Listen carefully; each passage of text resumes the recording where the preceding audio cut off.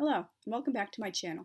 Today I'm going to be doing a recitation of Shakespeare's 145th sonnet, which is a bit of a redemption video for me, and if you have a microscopic attention span, I will put the timestamp in the description box so you can just skip right to the recitation.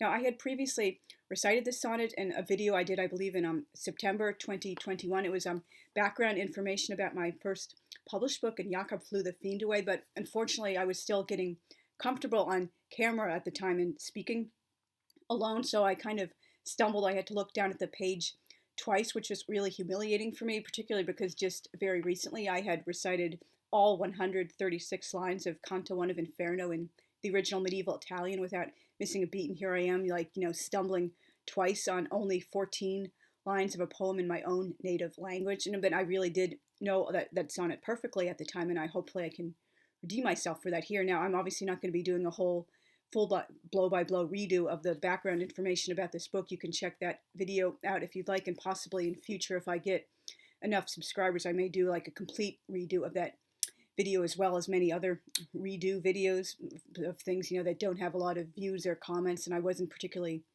good at making videos like altogether at that time. So anyway, this sonnet inspired the title of the book, and at one point in the book, Jakob, the title character, recites it to his future wife, Regel.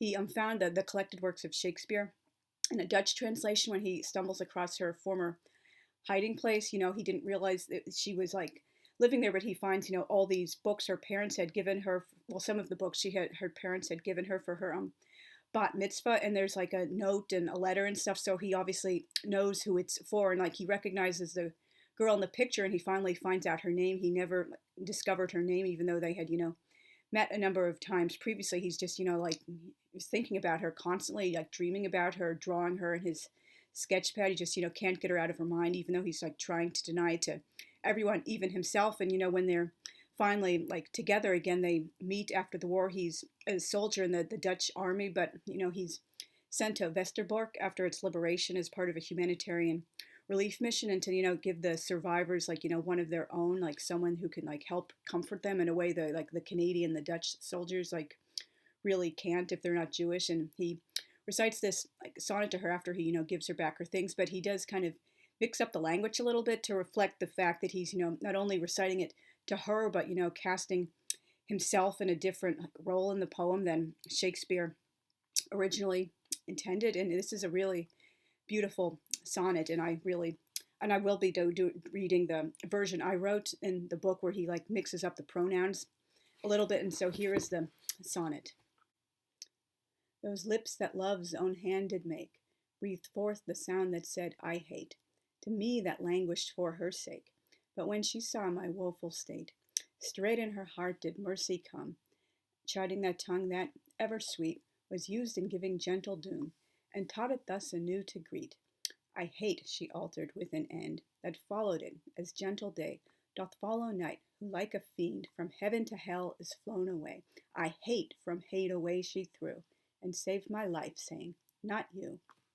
And now this is the version in the book where Jakob recites to Regel when he's coming to terms with his feelings for her, and kind of admitting that he's been in love with her all this time and can't live without her, and he's just like his soulmate. And it's just a wonderful, interesting storyline I created in this book. They're pre-existing attraction and relationship, but again, you can watch that previous video if you're interested.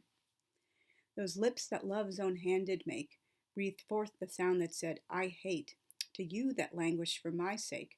But when I saw your woeful state, straight in my heart did mercy come, chiding that tongue that, ever sweet, was used in giving gentle doom, and taught it thus anew to greet.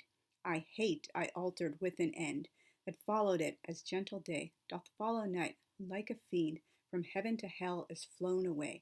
I hate from hate away I threw, and saved my life, saying, not you. And hopefully I redeemed myself in that recitation, and I coming up for National Poetry Month, I'll be reciting another of Shakespeare's sonnet, Sonnet 29, which inspired the title of this book, which is technically a sequel to this, but I personally consider them just one story that just needed two distinct volumes to be told. And I hopefully will be doing a whole full video on background information on this book. So like stay tuned for that video if you're interested in it. It's set in New Jersey and a little bit of New York City in the beginning in 1946 and 1947. Just like a really like interesting story that couldn't have been done justice if I had, all stuffed it into one volume. And so hopefully you enjoyed listening to this. Please consider liking, sharing, subscribing, and commenting. And I will see you guys again very soon. Possibly I'll do one of my Dantean videos tomorrow. So thank you again for watching. Thanks. Bye.